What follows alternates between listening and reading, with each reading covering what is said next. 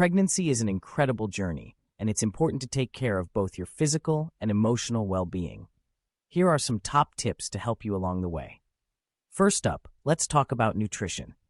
Eating a balanced diet rich in fruits, vegetables, lean proteins, and whole grains is crucial.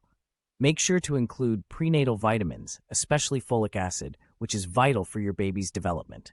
And don't forget to stay hydrated.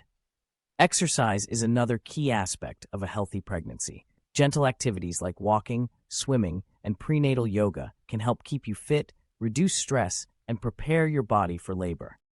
Always check with your healthcare provider before starting any new exercise routine. Regular prenatal checkups are essential. They help monitor your baby's growth and address any concerns early on. Make sure to keep all your appointments and follow your doctor's advice. Don't forget about self-care. Pregnancy can be physically and emotionally demanding, so it's important to rest when you need to. Take time for yourself, whether it's reading a book, taking a warm bath, or simply relaxing with a loved one.